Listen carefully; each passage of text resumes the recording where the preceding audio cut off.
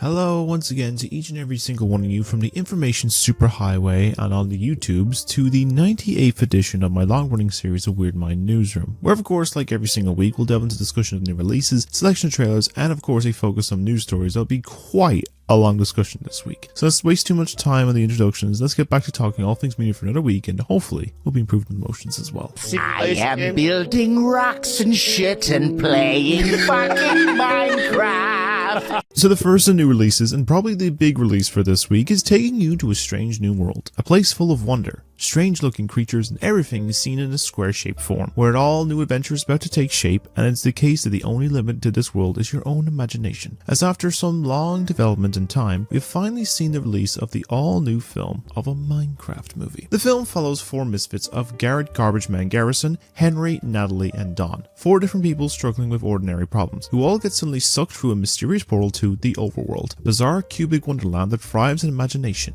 And in order to get back home, they will have to master this world and save it from evil while embarking on a magical quest with an unexpected expert crafter named Steve. Reception to this new film has been a bit of a mixed response, that while praise has been given to its characters, particularly to Jack Black and Jason Momoa's performance, and even a few of its humor and visuals, some has seen a bit of a little too nonsensical of its plot and being all over the place, but it will be something that will probably have its fans, especially for players of Minecraft, and appeal to many. And if you want to check this film out for yourself, then you can catch this new film out now in cinemas. Then we go from big studio companies to a studio whose output always has the element of feeling like a big budget company, but on the smaller side with some creative and original ideas of all genres, with this next one from them still having a focus on imaginative prowess, but in this case some elements of the consequences of one's actions lead to some truly terrifying outcomes, as a sense of magic and horror combine for the all-new A24 film of Death of a Unicorn. The film will see a father and daughter find themselves in a bit of a pickle when they accidentally hit and kill a unicorn with their car on the way to the dad's boss's mountain retreat, and soon the boss tries to use and exploit the creature's magical powers and curative properties, but also brings some more horrific results when another magical creature appears to take their revenge. Reception on this title has also seen a bit of a mixed reception, that while its concept and cast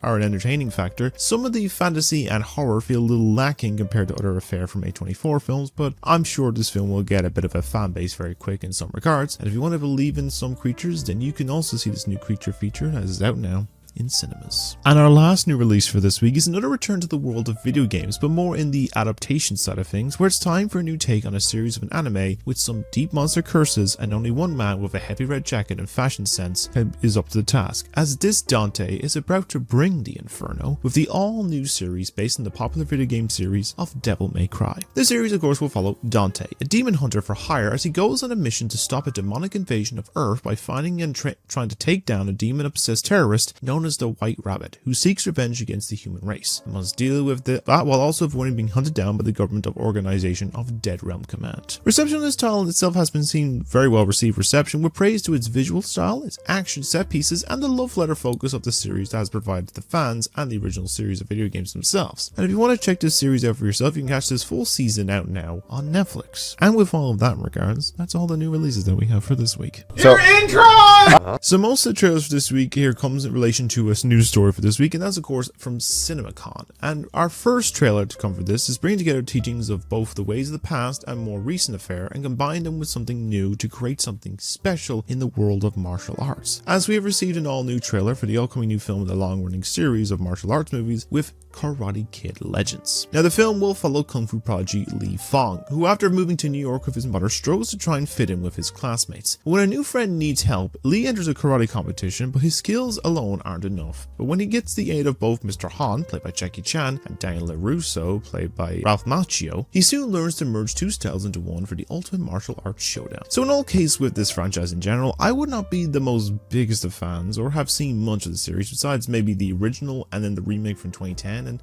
probably maybe some clips and pieces from the Cobra Kai series, but I can see the likes of where the appeal of that franchise can be from some other people. In all sense, I can respect what they do with it, and I can see that they try and make it work. And what I can see from this one does look interesting, and bringing the past and present together to make something new, and could be worth checking out. Now, I may give it a look at some point when it does come out, but you can look forward to it as well, as it's not too far away, as the film will be kicking itself into cinemas from May 30th of this year. Now, the only trailer that did not come from CinemaCon this week is an all-new entry of a film that has more of a sinister intent from a studio known for making some films that in the different genres can often appeal, and in this case, bring some genuine unsettling scares. As coming off of their first film success 2 years ago with Talk to Me, the directors of that one have returned to bring their all-new horror original to the masses with an all-new trailer for their next movie of Bring Her Back. It's not a massive plot premise that I've seen presented, but we will tell of a brother and sister uncovering a terrifying ritual at the secluded home of their new foster mother. But what I like about some of these films is when they keep films vague in terms of what their plot is trying to be.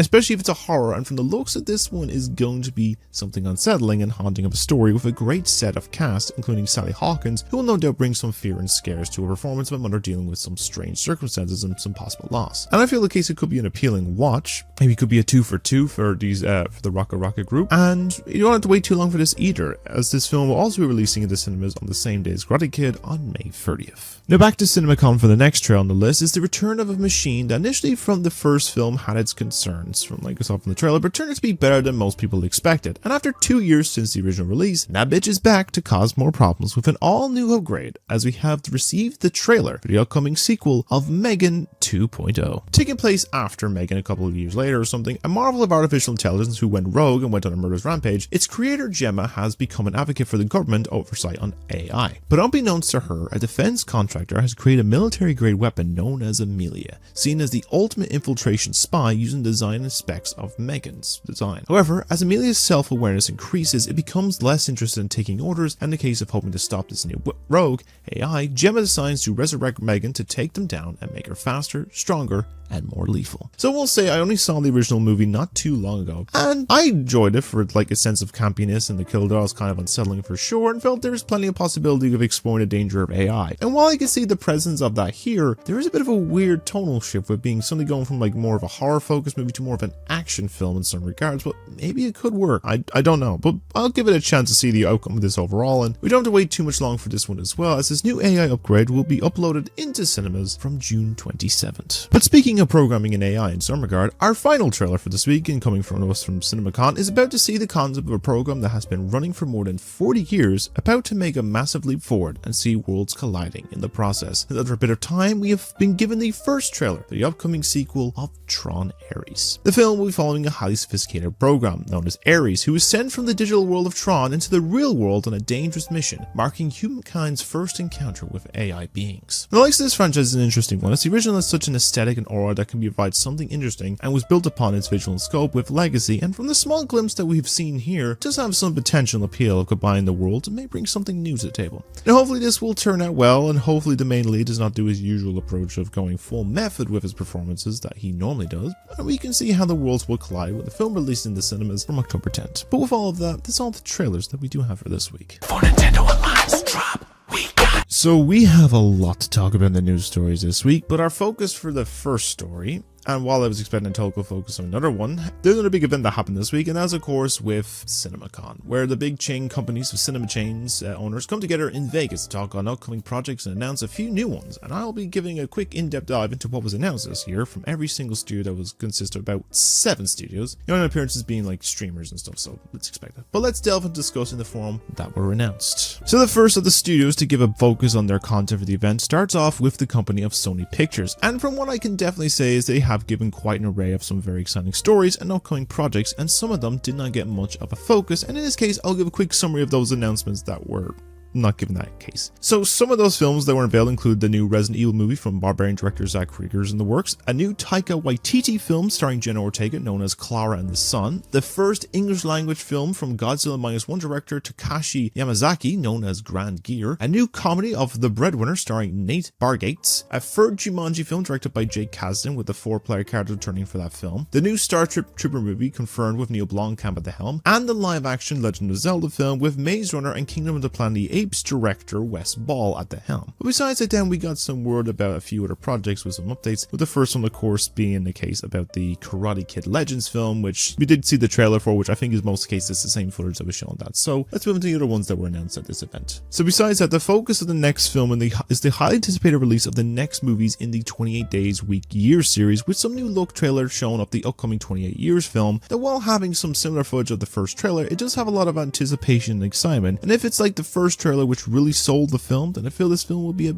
movie of big success come June this year. It is however not the only movie in the series that, as only 6 months later, the second film in the planned 28 Years year's trilogy of The Bone Temple got a look of one of the main characters from this film, which is Ralph Fiennes, surrounded by walls of skeletal remains, with this one being held by the Marvel's director Neil DaCosta. And I feel if it works out with both being a success, and we will see the third film getting financed and released, with it wrapping up a trilogy long overdue, and I will watch these films with pure interest. Then we got some big news, and this one actually gave me feeling that I haven't felt in a bit of time. Some fucking joy. And we got some new look at the upcoming final entry on the Spider-Verse trilogy with Beyond. That would show off some new look at the film, with footage shown exclusively to the attendees, which we'll get some screenshots of the film. And I am very excited for it as well. And we also got a confirmed release date for this movie, as we'll be releasing into cinemas from June 4th, 2027. So I know I'll be there day one in my Spider-Man suit, or maybe other suits I might get in the time, at Winners Absolute Cinema when I do so. It is, however, not the only Spider-Man film-based news, as we also confirmed the official title of the 4th MCU entry with Brand New Day, which, while not the most greatest titles, I think feels the most appealing of the overall new perspective for the character, and is based on one of the comic lines, which I think is a very controversial one, but I can see this appealing when this starts production over later this year and then releases in July 31st of next year. And another big announcement was that we got the official finalized cast and release date for the planned 4 films of the popular band of the Beatles from Sam Mendes, and those 4 film roles are Paul Mescal playing Paul McCartney, Barry Keoghan playing Ringo, Harris Dickinson as John Lennon, and Joseph Quinn as George Harrison. And while the film was initially set for a 2027 release, it has been pushed back slightly to an April release, and will release as a planned 4 films, each from the perspective of one member, and seen as the first bingeable film series. The likes of this sounds ambitious and maybe a bit of a balancing act, but I'm sure we can see how it comes about when it releases in 3 years' time. So then Darren Aronofsky came along and showed off a new look at his new thriller heist film of Caught Stealing, and has a 90s New York setting, Matt Smith with a crazy mohawk, Zoe Kravitz in a relationship with Austin Butler, and it seems quite ambitious compared to his more contemporary films of the past, but it will be interesting to see when we can get the trailer for this and for the releasing of August 29th of this year. Then they shown some more footage of upcoming film from Gonda of a big, bold, beautiful journey that has Margot Robbie and Colin Farrell take a trip through a strange, wondrous trip about their past, present, and future, and may fall in love with one another in the process. And while it is vague in its discussion of the footage shown, I'm sure it may have some trippy and strange outcome overall, and we get a focus soon by its release of September 19th of this year. There was one other animated piece in focus of the event, and this is the new sports-based film of Goat, based on the retelling of some famous sports player, but told from the perspective of animals, with the main character being an underdog looking to become a big shot in the world of animal sports. Now, I'm sure it may appeal in some regards, and hopefully will have some very stylized animation, but I'm sure we'll see when the film releases in February 13th of next year. And the final film focus on the likes of the Sony event that I'm aware of is the new revival or sequel of the classic horror of I Know What You Did Last Summer. That has a bit of a return of some familiar faces, including the original film star Freddie Prinze Jr., a bit of some very artistic form style with the kills and return of a hook-wielding killer, and while I have not seen much of the original films, I'm sure it will have its appeal to recent legacy sequels, and may be worth checking when those get the killer on the loose on July 18th. Now, from being the end of what was shown to Sony event, I think from the starting event, it's a well-established and appealing lineup, and I'm intrigued to see what will come from the other studios, with the next one being a more smaller company, but still has a lot of appealing content. So the next studio to get a focus was of course with Lionsgate. In the case with this studio, there's a lot of films I've seen in focus from this one that I really don't have a lot of discuss about with this, but I'll give a quick run on what was discussed in some relation events. So in some smaller ones, we saw Bridesmaids and Simple Favor director Paul Feig have signed a first look deal with the company. Luca Guadagnino is actually now making a remake of American Psycho, so unless it was leaked early or the rumored story came up to be true is anyone's guess. They showed off and gave a trailer release for the new film of Hurry Up Tomorrow, being made by the musicians of The Weeknd, with it coming out next month. They showed off some new footage of the new Stephen King stories known as The Long Walk, which was his first story of some coming of age tale with a dark twist of them a grueling walk of 3 miles per hour. It will go on as long until one of them is left standing, and it sounds interesting and worth a watch when it comes out this September. Aziz Ansari, who then unveiled some new footage of his feature debut of Good Fortune, of some form of trading places type story that also stars Seth Rogen and Keanu Reeves, may have some appeal when it releases soon. And the last of the quick focus, the new film of Power Ballad is set in Ireland and see Paul Rudd as a has-been rock star forming a bond with the breakout idol of Nick Jonas, and eventually leads to them becoming Clash of Music stars, and maybe worth watching due time when this come out. On the basis of some big focus ones was the discussion of the next planned film based on the series of Hunger Games, with it being on the very recently released book of Sunrise of Reaping that focused on the character of Haymitch from its 50th year of the games. It's played in the main series by Woody Harrelson. The film only showed the logo above, but has been promised to go back to its return form of the series, and will begin shooting by the end of this year, and I'm sure we'll see how this comes about when it releases in November of next year. Now, next is unclear as to maybe a focus on some footage shown about the upcoming biopic on the King of Pop, but it does bring up some news about the project that, according to some rumors, this film may be being split into 2 films, and that its initial second release date of October 3rd this year may not be possible and be a 2026 release, as some reasons was due to the lawsuit effect from a person accusing Jackson of SA and was not allowed to have his name mentioned in any form of media, and has now caused a mess up of the third act needs to be redone. Also case relating to a second edition of that Leaving Neverland documentary coming out, which apparently is just a complete mess. But at the moment there is some speculation, but we will see if this gets pushed from the release calendar shortly, but we'll watch this space in particular. Then not much was shown of a focus towards the next planned release of the second chapter of the Stranger series, which was mainly in the area of showing a new still, and most cases not having some footage ready to go for the event, but maybe it's just to keep the suspense and fear for a little while longer, in case they will see some footage soon enough for its release of September 26th this year. Then the second last series we'll be focused on with the event conference was the one that a lot of close-up magic, as we have seen new info about the Now You See Me's third outing, which has garnered a new name of Now You See Me, Now You Don't, which would have worked as the second film's title, with the focus of Eisenberg's character recruiting and training some new magicians for a plan to take down a new tycoon, and then will join back with his old group and make some more magic and hijinks, a lot of magic, so it will appeal to come back to the series. As also a case that it's not the only planned one, as they've confirmed there's also a fourth movie in the works for the series, so a lot more tricks are up their sleeves. The last section of the studio is focused of course with the world of assassins and the world of John Wick, as we have a few bits of discuss of that world, which starts with Ballerina getting a focus of an action scene in the lodge as she takes a fight against a large man in a suit that has a bit of a goofy but stylized tone to it all, before she goes one-on-one with another female worker, getting their hands dirty against one another before we see her go against the Baba Yaga himself. As a bit more of an antagonistic form in this film, but it definitely has some promise, and I'm sure we will see this in due time come June of this year. Then the second of the four announcements for this series is, of course, we're getting a film done in animation or anime style that will tell the story and focus on the job that John Wick did before he'd seen his final job, before he retired from the world of the high table for good, before he gets taken back in the original film. They're taking out all of his rival assassins in one night to do so, and from the sounds of things, it sounds really cool. I do hope we get some really stylized animation, and I'm sure we'll see in due time whenever this film does get a release date. We then get a bit of an update to the second film from the world of John Wick that is focused on another character, and this is with the film focus of the character of Kane from chapter 4, which is confirmed to be set after the film in particular. Besides that, it's confirmed that Donnie Yen, who played the character, will also direct the movie, and we'll see the style of his films be blended with an appeal of the classic Hong Kong kung fu flicks. Interested to see how this comes about when he starts filming later this year. I also want to know one thing, that is, when are we getting a spin off of the Harley Berry's character from chapter 3, because I feel she deserves that regards. And the last one from the event that I can talk on with this franchise, that we're also getting a fifth film in the main series, and with the end of that last film,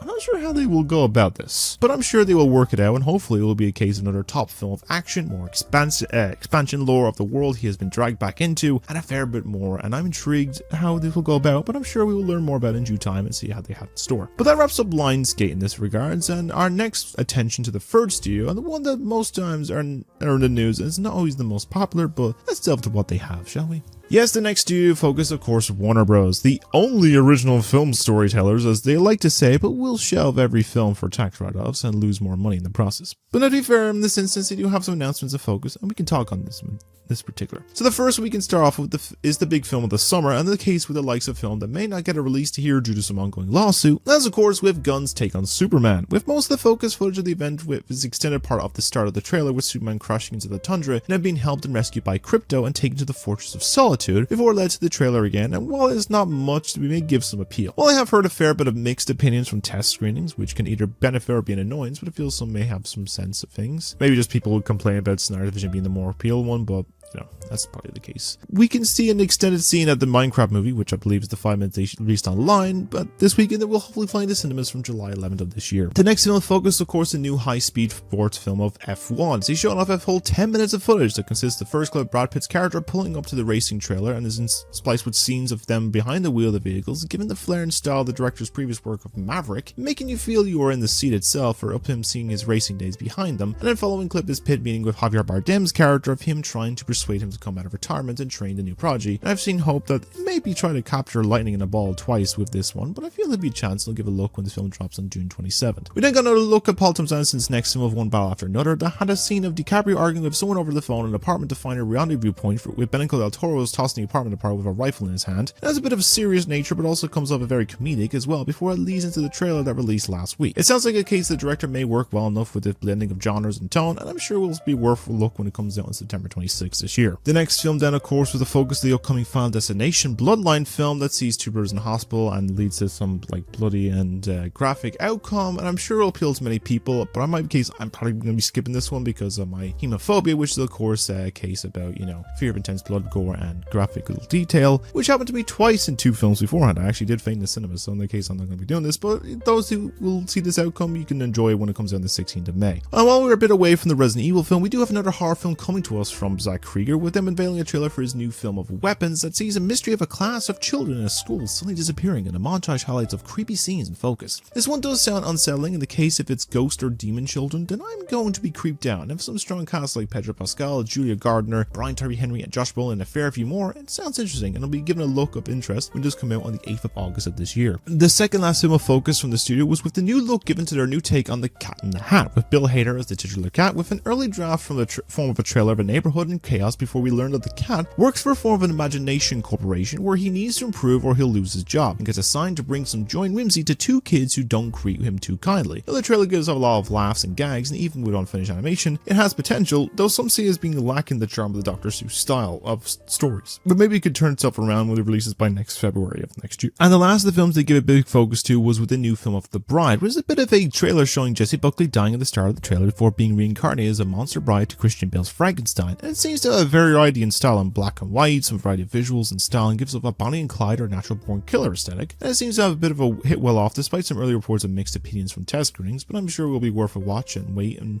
have a look at when it releases in March of next year. You know, like I say, Warner's decisions were a little mixed in some regards. They do have some solid films in focus here, and I'm interested to see some looks at them, and I hope they weren't write-offs by tax purposes when they come out. But we move on to studios, a variety of choice, and there's quite a selection to discuss on in particular. So we're at the midway point of focus for this week, and the next studio in focus is of course with Universal, as we have a selection of movies in focus in the subsidiaries and their own base studio as well, that we can get a focus to it. But let's see what was unveiled at the event. So there was only one new announcement event that wasn't given a focus, and while the first one has not released yet, besides attendees getting to see a near finished version of it, and early response has been very positive, it didn't stop them with just one announcement today that they have planned a second film with the How to Train Your Dragon series getting a live action treatment, releasing in June 2027. Now in all cases, this one I remember I was underwhelmed by, and to see if the weakest of the trilogy, but maybe a new take could turn it around, or maybe a rewatch of the original anime one may change my opinion on it, but we can see by then. Hopefully it's not going to be a trend of DreamWorks pulling a Disney and doing all their movies in live action, because it's really not needed. So we start the film, whose first part I would say I'm a little conflicted on, but may give it a rewatch and see if watching the first half while smothering with bad cold may have changed that opinion recently. As we start with them showing a trailer for the second half of the Wicked adaptation with Wicked for Good. This is the element of Elphaba confronting Glinda in her new home in the Emerald City, Elphaba starting a revolution in Oz, Glinda's wedding to Fiero, Elphaba confronting the wizard, and we get some shots of the character from the original Wizard of Oz, including a little girl from Kansas who just wants to go home. It sounds like there's a lot going on. I know from those that want to have seen the play that the second act is a bit more tedious and dull compared to the first half, but maybe this could change it, but we'll see by its release in November. And I plead that we don't have another drinking game of taking a shot every time the main leads get emotional on the press tour from a simple question, or the countless spamming of behind the scenes photos in their films, because I feel like I've seen enough already. We then took a trip to the island that the prehistoric era forgot as we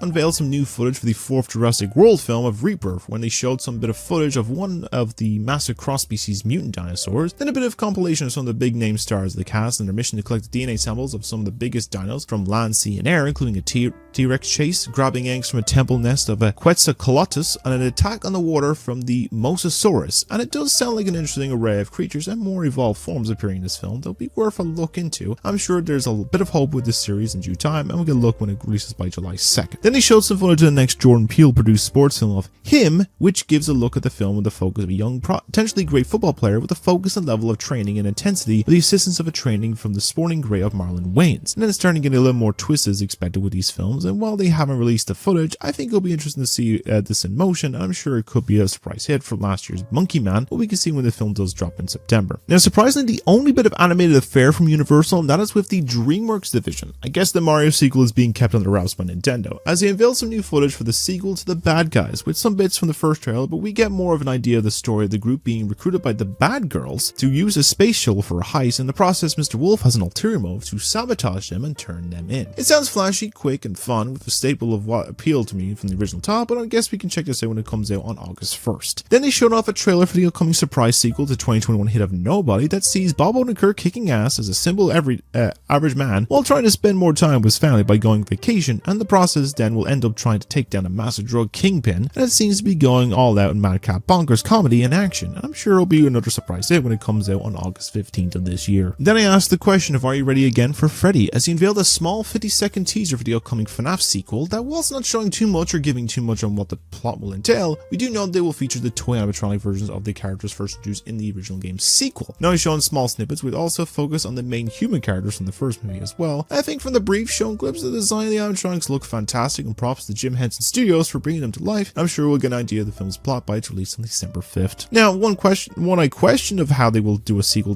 will work for this one, given how the original ends, was finally available as they showed off some footage of the event of the sequel to The Black Phone that sees the two kids of focus from the original film trying to move on with their lives after dealing with the grabber, but it seems that he's still a presence and haunting them from this afterlife, and is going in a more supernatural element. I guess that's the only method to go, and I'm intrigued to see some footage to get an idea of this film by the release on the 17th of October. Now we're returning to the world of film series of Megan for another film that's more of a spin-off side of things, and a lot more of a mature tone with Soulmate, that will see a man in a tryst relationship with a woman that turns out to be a robotic sexual companion. It seems from the footage that it'd be going a lot more bloodier, a lot more of a sexual nature than the original, which I mean it was bound to happen. We were going to get some sex robot uprising. Either that or else those real purchasable life-size Megan dolls have seen some fucked up shit. No, that's real. But I guess we could see this one by its release of January 2nd, 2026. Then they've shown some footage for the new film from Wes Anderson of the Phoenician Scheme, which focuses on Benicio del Toro playing a rich aristocrat and Mia Freppleton as his nun daughter, and see that after narrowly avoiding death in a plane crash, decides to bestow his estate to his daughter before massive chaos will ensue, and of course has the charm and appeal of any Wes Anderson movie from the past, and I'm intrigued to see what comes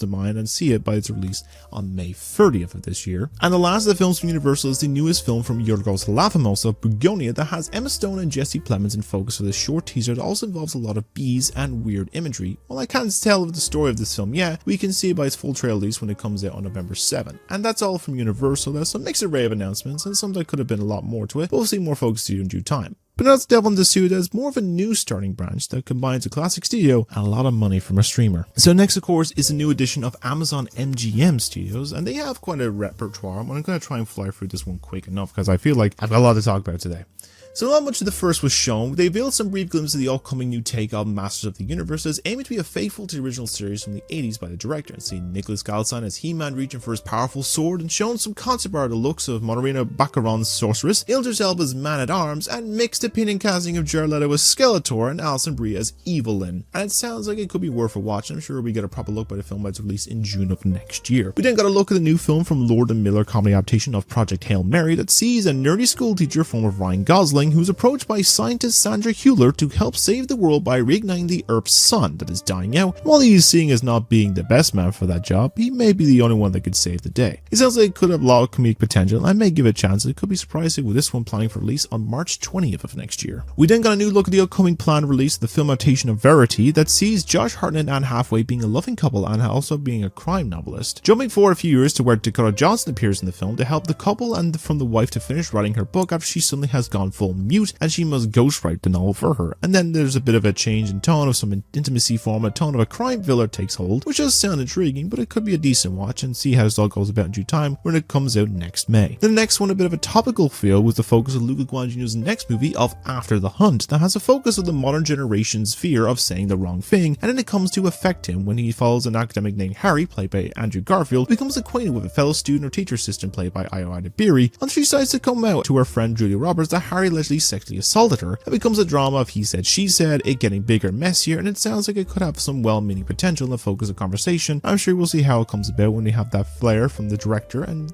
these stars, and the film releases later this year in October. We then got a new look at the upcoming title of Mercy that sees Chris Pratt as a detective accused of murdering his wife and has himself strapped to an AI played by Rebecca Ferguson to tap into memories or envision scenarios, and it sounds like quite the pretentious but interesting approach of a crime story that has a more modern day setting in the focus of the story and maybe worth a checking into as we can see how this plays out by its release in late January of next year. Then in the case of running at the last trio I'll focus on, we have a film known as Crime 101 that will focus on 4 different faces all involved in the focus of a crime across LA, across of Chris Hemsworth, Mark Ruffalo, Halle Berry and Barry Keoghan. There will be a lot of focus on trust and commitment and betrayal, and maybe a worthwhile watch coming out later in the year. Then we have a film that has a bit of a religious element that also mix something with Afro-punk, Greek tragedy and classic spaghetti western of called I Got I, a Two young girls who are at the mother's deathbed and called God, who then request them to kill their father, who caused a fire that caused him to be injured with bad burns. Which sounds simple, but the mixed genre may has my attention and want to see what they have in mind for this one soon. And the last one I'll give a focused look to is the film that may cause the close shave with the film of Three Bags Full, the sheep detective movie of a group of talking sheep solving the mystery of the death of their shepherd. I think it's played by Hugh Jackman. And it sounds like a weird way of a whodunit, but I'm all for it. And I'll give a look in due time when this come out in February of next year. But with that ends all the films from Amazon MGM, and I'm sure many have their appeal and outcome, and I'll see if Amazon has some success. We move on to the second last of studios and heading to the mountaintops for this. Now, of course, from the studio of Paramount, and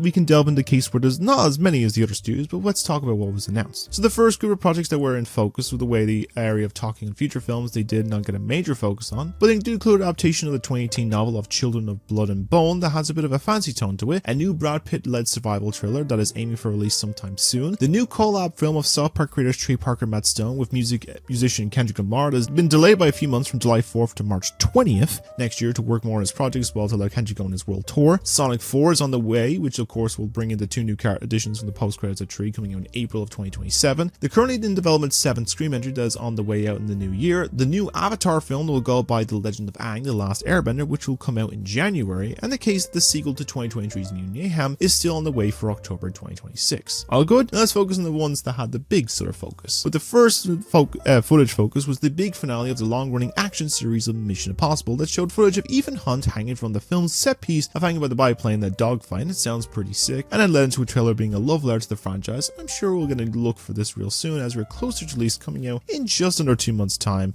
on May 23rd. Next in focus was a new extended look and clip of the upcoming new take on the animated Smurfs movie that has a bit of focus on some clips from the first trailer that also give a new look and listen to some of the new music being performed by Rihanna, and they will travel into the real world to stop Gargamel and his brother and rescue Papa Smurf and all of Smurfkind. I do think that the first trailer was okay. I know there was a vitriol hate towards influencer Smurf, and I think he has been nerfed from the film from what I've heard, but I have no idea. I like some of the visual and mixed media animation that we'll be trying with this, and maybe it could be worth a watch when releases later this year on July 18th. Then we head under the sea to focus on the fourth theatrically released film of the SpongeBob franchise, which is entitled The Search for SquarePants, that will see footage of SpongeBob trying to be a bigger man and getting inspired by Mr. Krabs' tales of sailing the seas, and decides to do so by going on a sailing adventure with Patrick and soon crosses paths with the Flying Dutchman, who in this is voiced by Mark Hamill, which they were taken into the underworld and must face some new terrors. I do hope this one is a bit more of an appealing one in the sense of turnaround after the kind of disappointing Santa film and surprisingly decent Plankton one, and maybe even an okay fur movie, but we can see by its release in late December of this year. They then showed footage for a new film known as Roofman that is labeled as a wild true story told from a flyer and a tale of Jeffrey Manchester, a man who robbed nearly 60 McDonald's by entering through the roof. We see a bit of him being a family man, getting busted at his daughter's birthday,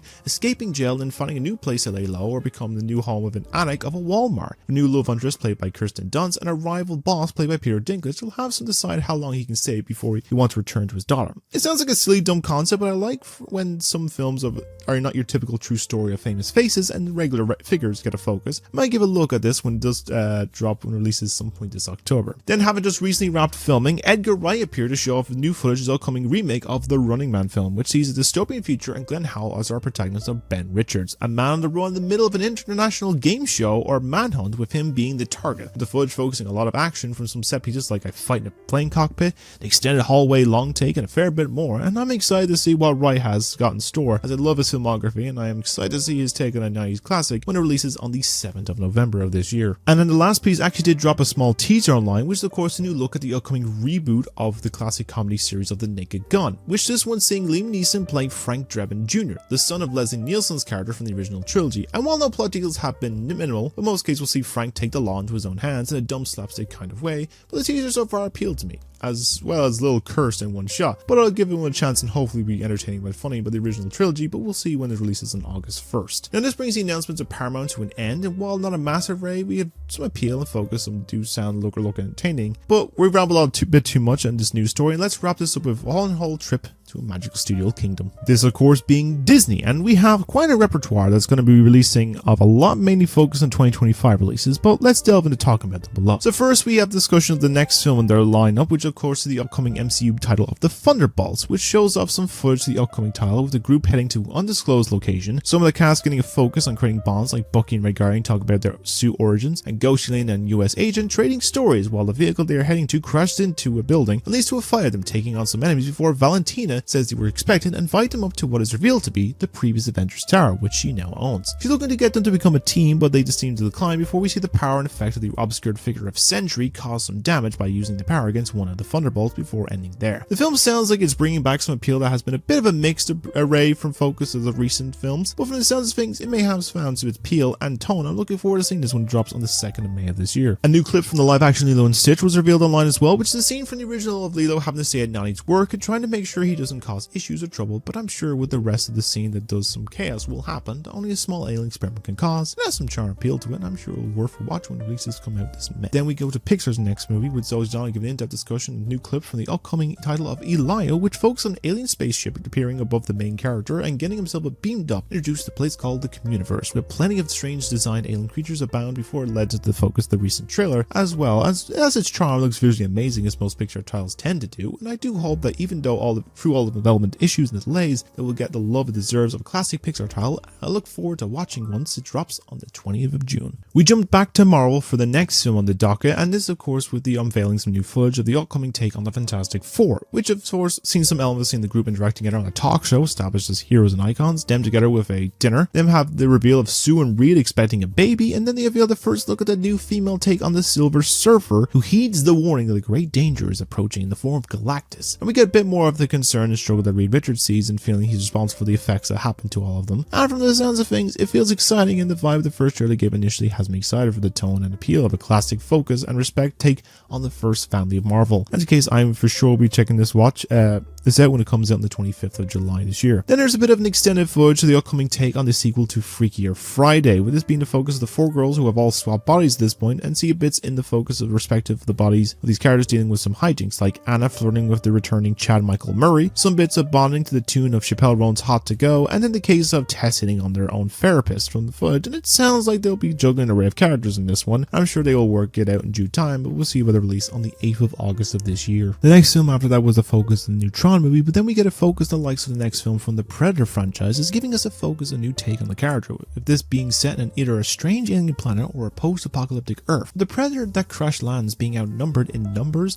and weaponry, though there is one hope of signing that a human played by Elle Fanning wanted to help the alien species, with the title character being an outcast of its kind, has out to prove itself by taking on some massive kaiju-like beast with a young woman's help, and it sounds like it has some great appeal and excitement. Hopefully it'll be exciting and appealing as a recent Prey film. I look forward to seeing this footage when it comes out this November. We then have the new annual animated fair from Disney, with this year's one being the sequel to Zootopia. What most shown was the first official look at the 2 new characters, with Ke Huy Quan's reptile character, Gary the Snake, getting a full render look and some footage, as well as Nick and Judy, and then the new look at a small quokka therapist that will be voiced by Quinta Brunson, which will help in Judy and Nick's partnership while they attend fair. But I'm sure we'll get a full deeper insight into the film and focus in due time. I look forward to returning to this world when it comes out this late November. Then the final release of 2025, but one of the last footage pieces shown was the first official look at the 3rd Avatar film of Fire and Ash, which gives a look at the new elements from the Water Tribe with immensely visually stunning detail of some aquatic animals, including the form of a jellyfish ship. And all looks amazing. Then the chaos erupts when we see an aerial attack caused by a new form of Na'vi of the Fire Tribe Ash people, as seem to have a bit of a war and conflict with the Water Tribe before it leads to a more established trailer full of conflict, tension, amazingly detailed visuals, and some strong set pieces. I'm sure it'll be a spectacle when it does come out at the end of this year as a big Christmas release. Now, while not fully shown anyway, there was a bit of a small bit of news about the upcoming Avengers film of Doomsday, which they have confirmed it will be the Avengers, Wakandans, Fantastic Four, and original X-Men teaming up to take down Doctor Doom. And then Feige has also emphasized that there's more new cast additions will be making an appearance as well, with more casting on our wave of castings coming soon. So we can keep an eye on that before filming starts in a few days and it releases in 2026. And the very final focus film of the whole event was the unveiling of some first look footage at the upcoming biopic based on Bruce Springsteen of Deliver Me From Nowhere, with the footage showing the focus of the era of him creating his album in Nebraska, with him buying a car from a fan and also finding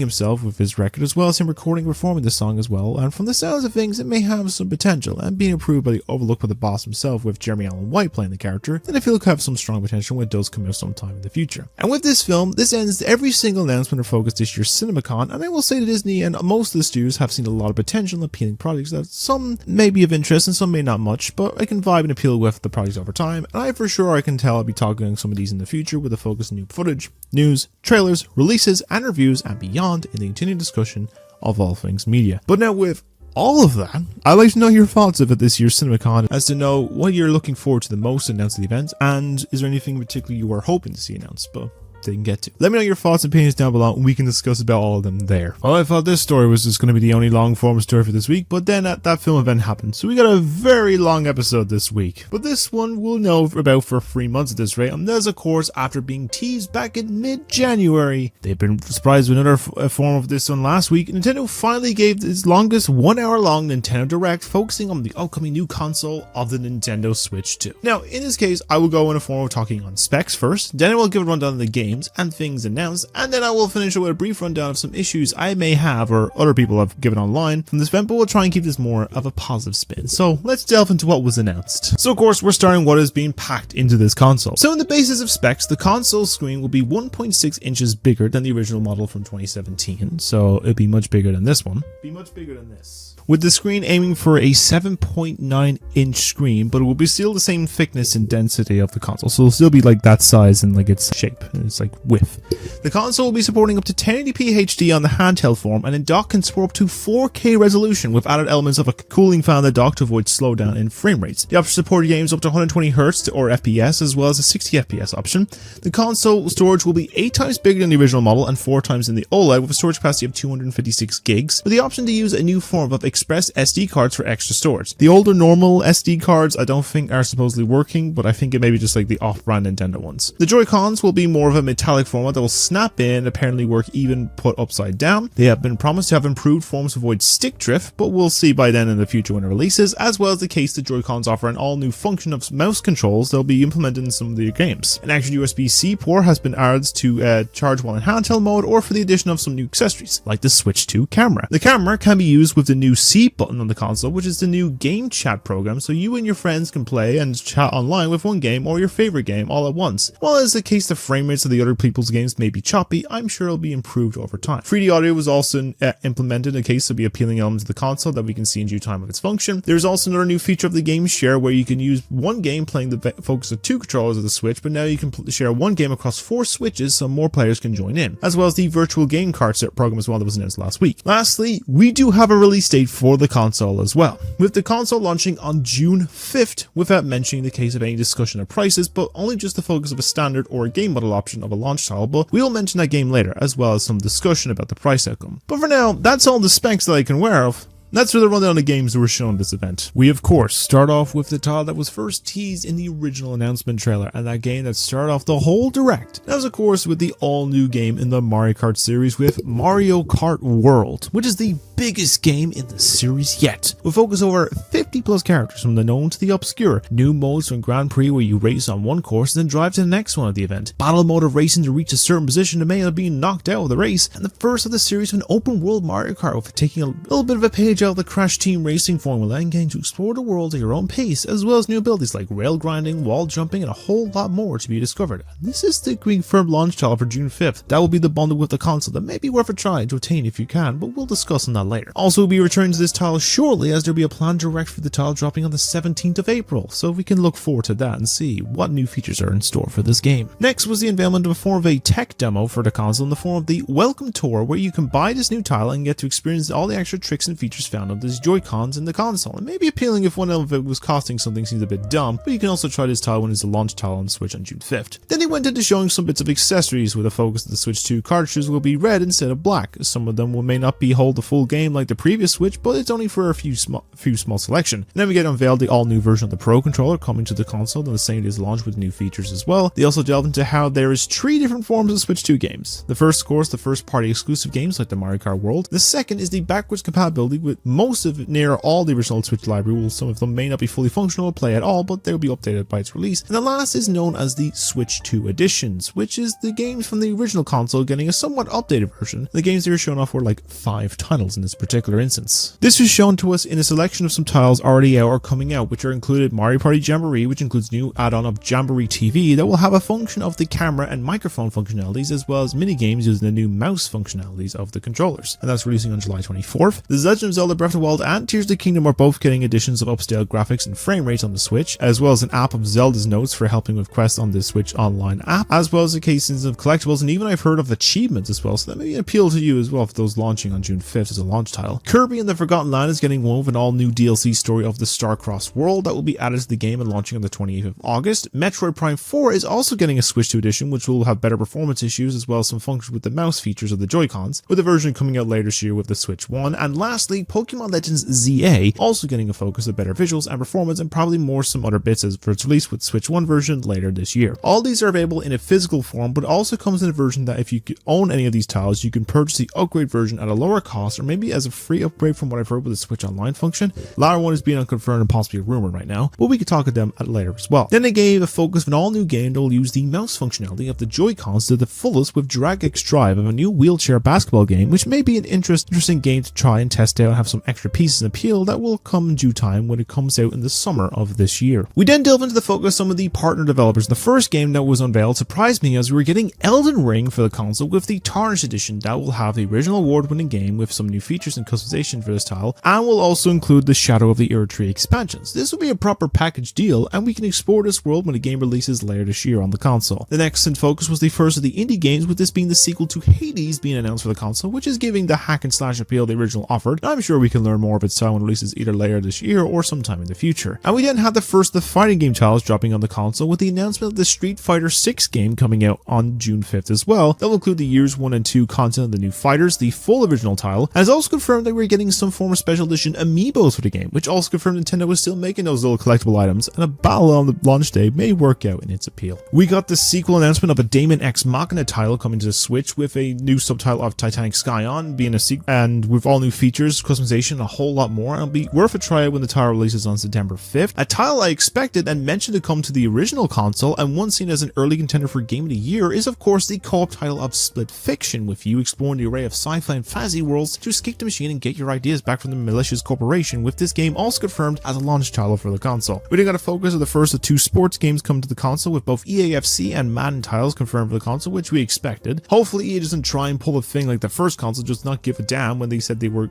but we'll watch this space when the games from the studio get released and not just copy and paste from the previous years. A return to the Wizarding World is also on the horizon, as the recently released Hogwarts Legacy is also getting a Switch 2 port coming, which will have you resolve an ancient mystery before it falls into the wrong hands of some goblins, but this is also being a launch title for the console. The recently announced Tony Hawk's Pro Skater 3 and 4 remake was also confirmed for release on the system, which will bring the skating titles to the handhelds of the success of the first 2 remake and a few years ago, and we can pull off the tricks and some iconic pace in the sport when the game launches later this summer. We then got a bit of discussion from the company of IOI, who have commonly announced that we'll be getting the recent Hitman trilogy releasing for the new console with the signature edition of the title, which is a pretty good deal of releasing that. I'll be checking that one out as I have played a bit of these ones. I played a bit of these ones in the past and they're on the go, and we'll be appeal a lot of this with playing this like in handheld on the go, and it'll be seen as a launch title for the console as well. It was also, however, not the only title coming from the studio, as they also announced their still in development title of Project 007 will also make an appearance on the console in the future, so both of them will be appealing to try out on this new hardware. A HD remaster of the new title of Bravely Default Flying Fairy was also announced to be coming out, with a confirmed release of the turn-based RPG getting a release also as a launch title for the console. The world of Yakuza will also be making a jump to the new console with a release of the Yakuza 0 Director's Cut, which will be the starting point of the whole series story, and also be making a jump to release on June 5th. Of course then, we couldn't have got an all-new Nintendo console without an appearance of another iconic series, as it was unveiled that we're getting a new entry of the Hyrule Warriors series, with it being a prelude to the story of Tears of the Kingdom, as we have the announcement of Hyrule Warriors Age of Imprisonment coming to the console as you play as Zelda and some of the original rulers and warriors of Hyrule as you stop the power and destruction that is being caused by the great demon king Ganondorf and the events of the ancient imprisoning war firsthand, and this new fighting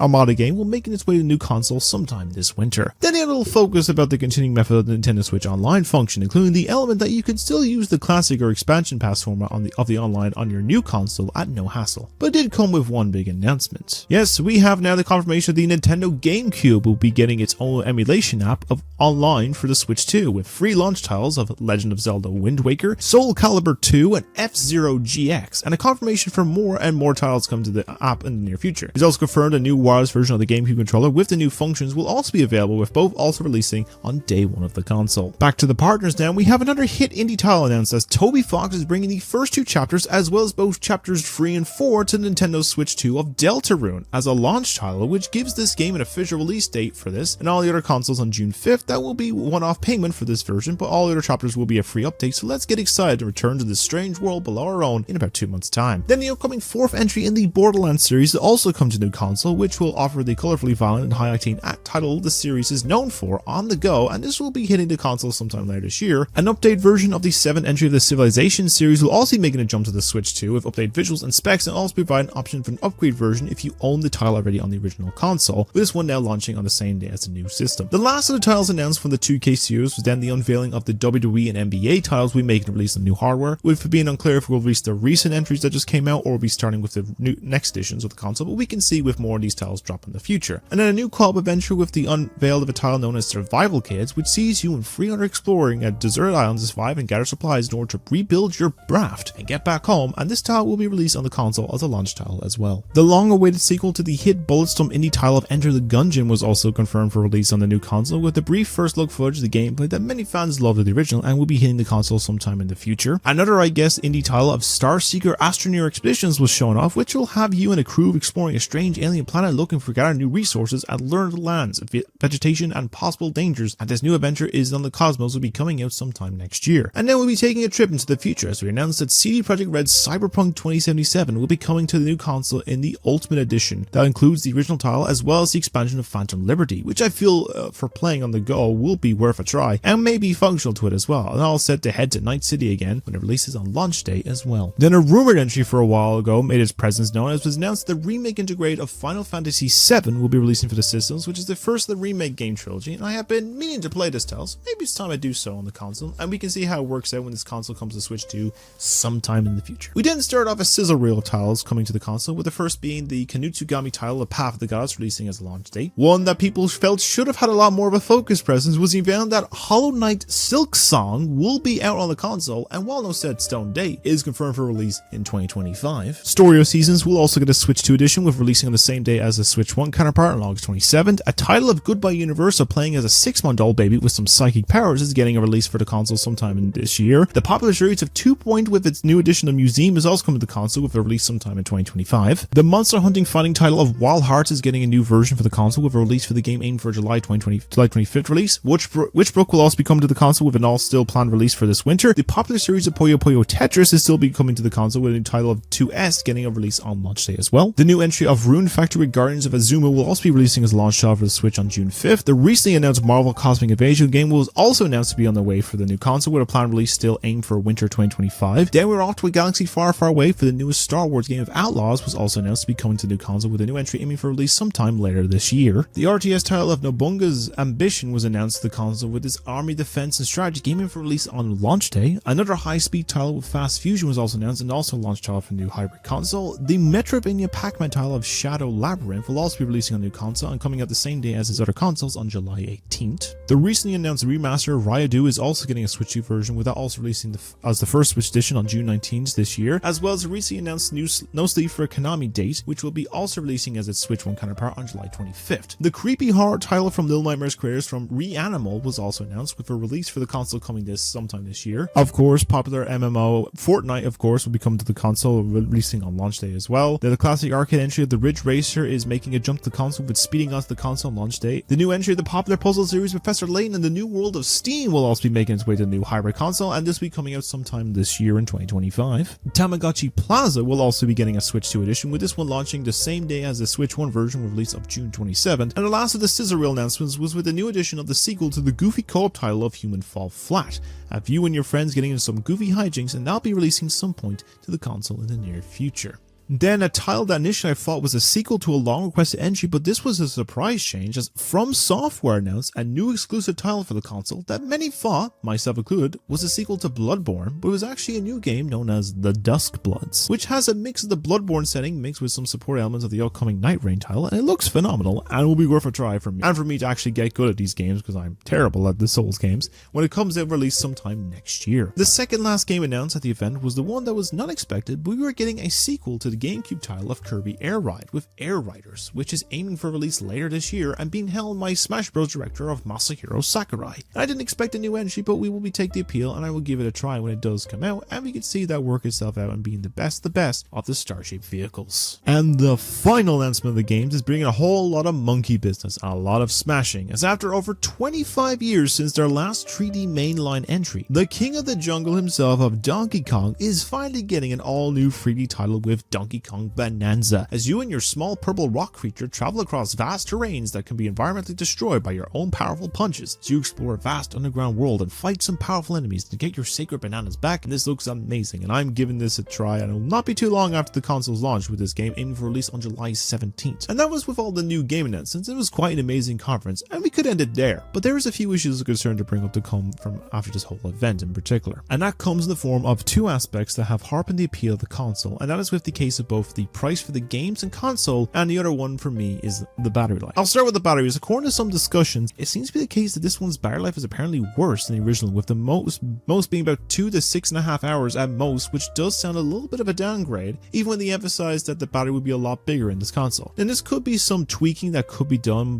before launch, but it will have an effect if it doesn't have a small battery life while in handheld, but hopefully it will be a quick charging form. As for the one other aspect will be affected is the pricing. Initially, for the last while, there was a variation of rumored pricing going about the console, in the case of the main area being ranged for about a 400 euros, pounds, or dollars price for the console, which seemed reasonably fair in its worth, but it has now been coming to the announcement of the price for the console, with the base model coming at $450, 396 pounds, or 470 euros, and the one with the new Mario Kart as a digital download is at $500, 430 pounds, or 510 euros, which is a lot more than people thought. In most cases, in the reasoning was the likes of the tariffs being set by the terrible orange man in the US and affected the globe, and also has now seen the delay of the pre-order start date in the US, which is supposed to be next week. But this also comes to the blow for the games. This is also a case of the digital version of Mario Kart is costing $80, 80 euros, or 67 pounds, and then $90, 90 euros, or 75 pounds for the physical, which is also affected a few other titles like the new DK game as well, though it will be $10 cheaper. This also comes into effect with the price of some of the Switch 2 edition titles, like the Zelda titles coming in at the same price as the DK game, which feels way too much for an upgrade version. The price on these titles has near doubled on the last console, which is a shock to the system and has seen a lot of people hold off on buying the new console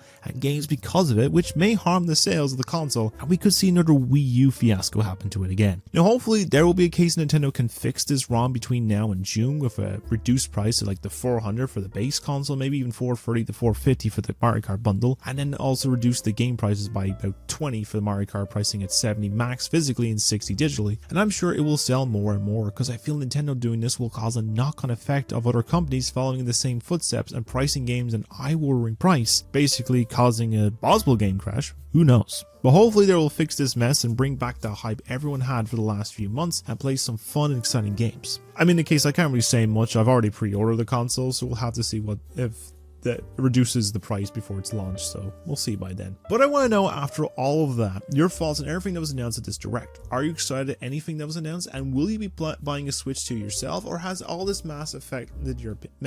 opinion? Let me know your reasons why down below, and we can discuss about them there. Our final story for this week is mainly a selection of some small announcements and one big one at the end that will have a mix of appeal, indecisiveness, and a bit of sadness as well. But we're going to delve into those announcements now. So before we go into any news stories, we do have one little piece of sad news to announce, and that is with the unfortunate passing this week of a Hollywood icon, as actor Val Kilmer sadly passed away this week. He was known for his acting capabilities and for some of his iconic roles, including in Kiss Kiss Bang Bang, Heat, Willow, and Tombstone, but is most well known for his performances as the character of Iceman in the Top Gun films, and even a take on the Caped Crusader as Bruce Wayne in Batman Forever. He's also a survivor of cancer after being diagnosed with throat cancer back in 2014, and has recovered since then, and was a well-respected and beloved actor for decades. He passed away on April 1st this year at the age of 65 after complications with pneumonia, surrounded by his family, and he will be remembered for many years. I do hope that he does rest in peace.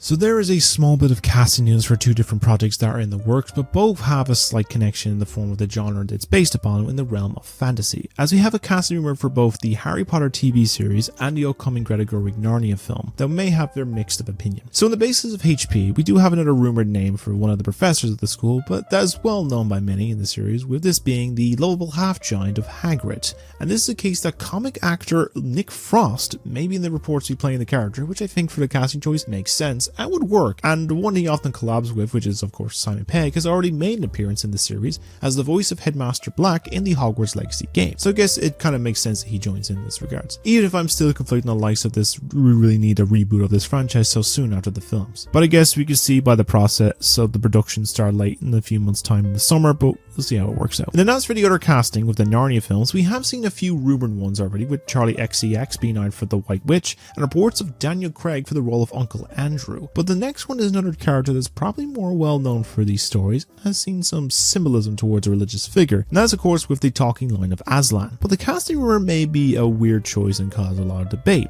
as reported the character may be voiced by award-winning actress Meryl Streep. Now, while I believe that Streep is an excellent actress and I feel she could fit well in the world of fantasy of Narnia in many roles, the likes of playing a character that has been a male form since the original novels feels a little bit off, but they may need to change the look of Aslan to fit more of the female trait of a lion instead of the male with the massive mane. Like, I can understand, but maybe it's in early talks and could be the castings might be moved around a bit and get changes at all. So far it's just rumors and speculations, and I'm sure we'll get the full picture in due time with the castings for all of these, but for the moment all we can do is speculate and talk about the rumored ones in this regards. And then finally, we have some good news, as after initially mentioning this story about a week or two ago, we have gotten some news of the outcome, as after back and forths, near shelving for tax write-offs and the studio being a little stingy about the amount they want for it, it was finally announced on Monday of this week that the courtroom comedy film of Coyote vs. Acme has been saved by Ketchup Entertainment and will now get a chance of a theatrical release, which is aimed for next year, which is some happy news to see something that had a lot of love and care put into it to get a release